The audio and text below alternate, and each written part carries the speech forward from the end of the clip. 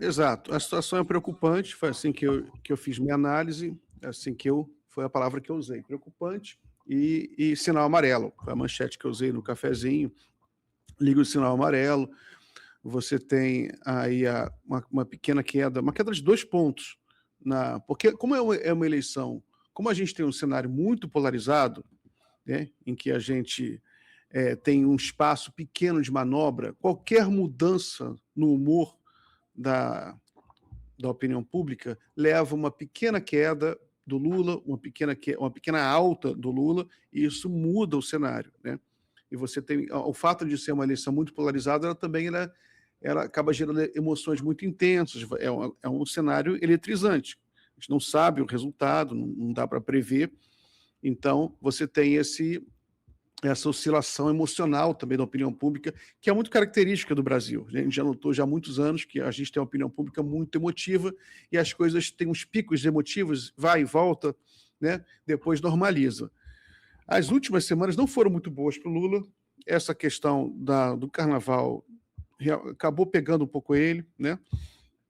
A gente já comentou aqui, poderia ser outra coisa, mas pode ter sido um pretexto. A gente nunca pode ter certeza absoluta de que motivou esses picos emocionais negativos. Ou a gente viu, por exemplo, quando teve a chacina no Complexo Alemão, foi um pico negativo, emocional negativo da população, teve um baixo astral, caiu o astral no Brasil todo, a gente notou aquilo, a gente sentia no ar, com muita força, né? E um pico negativo que beneficiou a direita naquele momento. O Cláudio Castro deu um pico, né?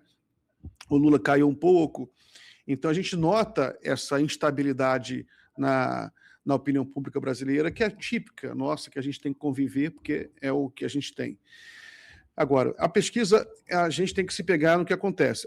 A gente teve o... Coloca aí, por favor, na tela, Guilherme, fazer uma análise rápida aqui também, Henrique.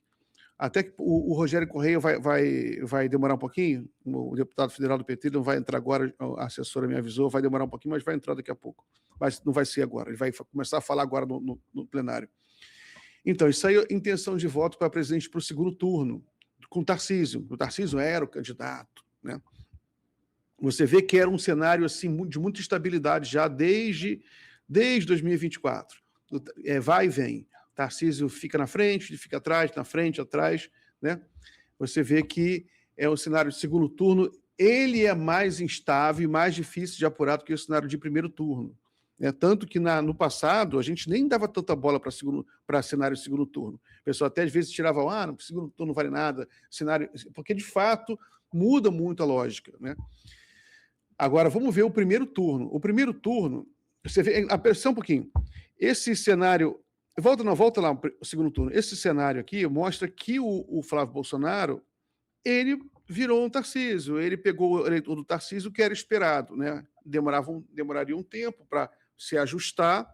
Para o eleitor do Tarcísio, que ficou meio mal-humorado, não quero votar no Flávio, mas era se esperar que o eleitor do Tarcísio acabasse migrando na totalidade para o Flávio Bolsonaro. Então, é um cenário muito parecido com o que a gente tem com o Flávio Bolsonaro e que vai ser provavelmente o normal aqui, uma oscilação ali muito... porque era margem de erro, a gente não pode esquecer isso, entendeu? Essa oscilação também é da margem de erro, né? Esse empate entre o Lula e o Flávio Bolsonaro, isso aí o Lula pode estar na frente nessa pesquisa, né? Porque a margem de erro é de 2 pontos. Nessa pesquisa, a Atlas, inclusive, é de 1 ponto só, né? Mas não dá para acreditar muito. Mas coloca agora o primeiro turno. O primeiro turno é uma pesquisa que ela é, digamos assim, mais precisa, né? Porque ela é mais próxima. Bota o primeiro turno aí. E no primeiro turno, o que a gente tem é o Lula, ele está estabilizado em todas as... Isso é aprovação. Tá, deixa aí a aprovação, então, já que você... Deixa a aprovação. A aprovação do presidente Lula, ela deu uma oscilação para baixo. O que explica a queda de alguns pontos na pesquisa de intenção de voto. É uma coisa ligada à outra. As últimas semanas não foram muito boas para o presidente Lula, né? A gente já mencionou a questão do carnaval, teve também um certo distanciamento dele da opinião pública, ele tirou umas fériasinhas de Réveillon e tudo, né? E a oposição acabou ocupando muito espaço. Nesse momento que antecede a campanha, que antecede esse começo de ano, não é muito bom para o governo, porque ele chega com muito desgaste já do próprio governo, que é desgaste natural de quem está no governo, é teto de vidro, né? Todo mundo é criticando o governo, todo mundo quer, a maioria da população quer criticar, até mesmo quem apoia o governo critica. Né? A gente vê crítica até de quem apoia o governo, o governo tem que fazer mais coisas, tem que fazer isso, fazer aquilo, é normal. Agora, historicamente, vou mostrar outro gráfico para você. O Lula está com 51% de desaprovação nessa pesquisa e 46% de aprovação nessa pesquisa Atlas Intel. Agora coloca a aprovação do Bolsonaro em 2022. Coloca aí, Gui, que é importante para a gente entender também como funciona um pouco. A mesma Atlas. O Bolsonaro, ele começa 2022, nessa mesma época, a gente está no finalzinho de fevereiro, então a comparação seria com março, né? Ele tinha 65% de desaprovação e 33% de aprovação. O que acontece historicamente, aconteceu com o Lula em 2010, com a Dilma em 2014, né? Que era o Lula em 2006, que era incumbente, com a Lula em 2014, que era incumbente, e com o Bolsonaro em 2022, como a gente está vendo aí, que era incumbente. Incumbente é quem está tentando se reeleger. Você tem aí um espaço para recuperação, que é histórico, que é quando o governo começa a mostrar o que fez. Né? Ele começa a campanha, começa a mostrar o que fez. Você vê que quando começa a campanha mesmo, ele vai crescendo e vai reduzindo a rejeição. Né? E o Lula, é possível que isso aconteça mesmo. Você tem aí o Bolsonaro, ele vai perdendo a rejeição e aumentando a aprovação, tanto que ele chega empatado com Lula, né? A eleição é disputada ali no fio do bigode. Né?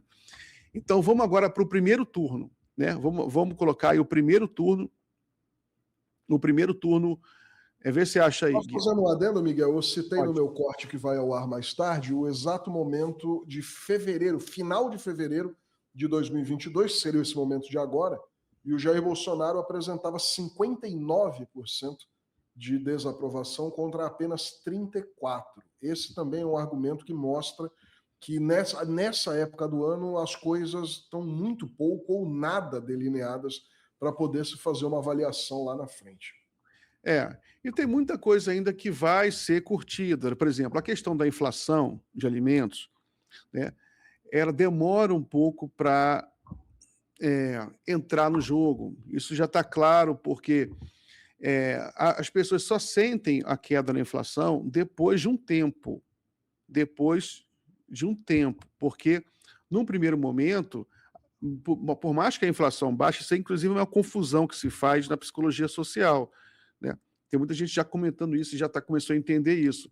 Porque a inflação foi zero esse mês. Mas não é isso. Mas no acumulado, mas nos últimos 2 anos, cresceu 20%. E meu salário não cresceu 20% nos últimos 2 anos. Né? Então, demora até ajustar, até as pessoas conseguirem renegociar sua renda, renegociar seus salários, de alguma maneira conseguir renegociar, né, para ajustar, isso demora um pouquinho. Coloca o primeiro turno aí. Mas a inflação caiu. Isso vai pingando, vai melhorando o poder aquisitivo do trabalhador até a hora da eleição. Esse é o primeiro turno. Esse é o primeiro turno do cenário 1. Né? É uma liderança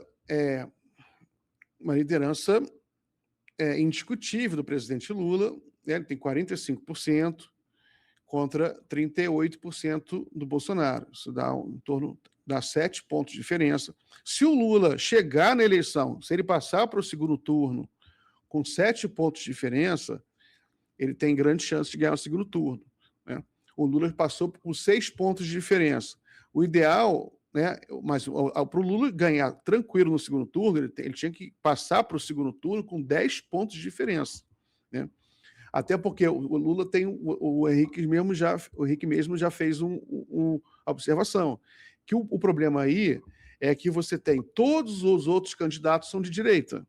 Você não tem o terceiro ou quarto lugar de esquerda e nem de centro. Né? Você, em 2022, você tinha ainda pelo menos a Simone Tebet, que não era de esquerda, mas também não era de direita, bolsonarista, não era aliado, tanto que ela apoiou o Lula, está no governo Lula. Tinha o Ciro Gomes, né, que virou um doido de pedra, a gente não sabe nem o que ele é mais. Hoje em dia está mais para a direita, mas o eleitor do Ciro, né, o eleitor do Ciro tendia mais para a esquerda, tanto que ele perdeu os eleitores. No final, ninguém mais votou nele, viu que ele ficou maluco, todo mundo votou no Lula, ou votou em Bolsonaro, né? Ele perdeu, ele chegou com 3%, né? Então, esse é o cenário. Você tem aí, o Lula tem que manter esses 45%. Eu diria que a tendência do Flávio Bolsonaro é crescer, é ir encostando. A tendência dessa eleição é polarizar.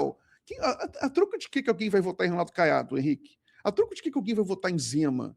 Então, vai passando o tempo, o eleitor não é palhaço, né? Ele vai, pô, a troco de que eu vou votar no cara que não tem chance nenhuma, o Renan Santos, né? Isso aí é uma brincadeira de início, quando ainda não é tão sério, mas conforme as emoções forem vindo à flor da pele, as pessoas começam a levar a sério, não, pô, eleição, é Brasil, é o futuro dos meus filhos, né, é o futuro do país, vai afunilando. A tendência é fechar. Por isso que a eleição pode ficar no primeiro turno. Tem esse pessoal que agora tem muita... Como toda eleição, nas últimas eleições, o pessoal fala, tem uma terceira via, tem 29% que não é nem Lula nem Bolsonaro.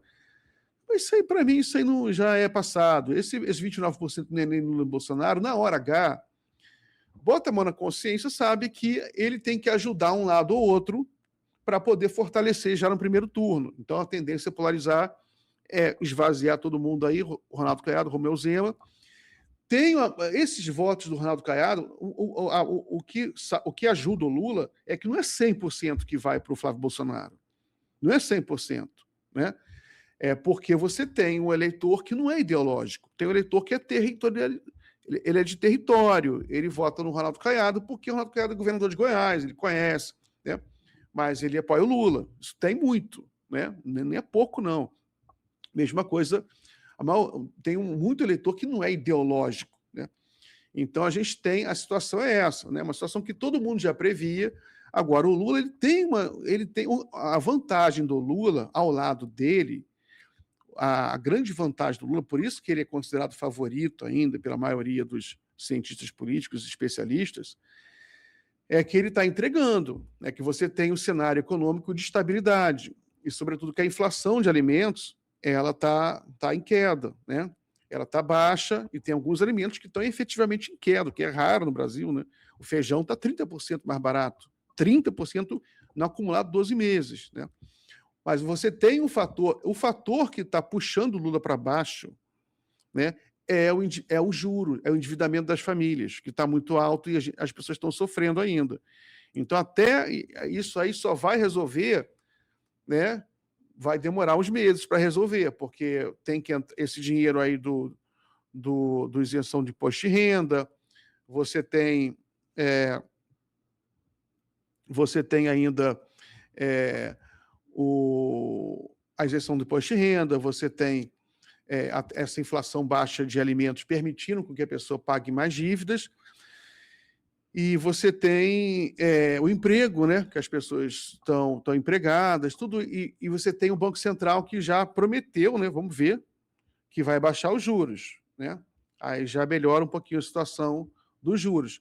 Mas a situação está tranquila, vai ser emoção, vai ser no fio de bigode, todo mundo tem que preparar o coração, né? O Lula, ele tem favoritismo, ele é incumbente, ele tem como recuperar a sua aprovação e ganhar a eleição, e muitas vezes no primeiro turno, mas não pode botar o salto alto, tem que ser realista, a situação é sempre preocupante, né? Nunca deixou de ser preocupante, e é preciso que o governo não erre, né? É preciso que ele não cometa erros, é preciso que ele continue acertando, né?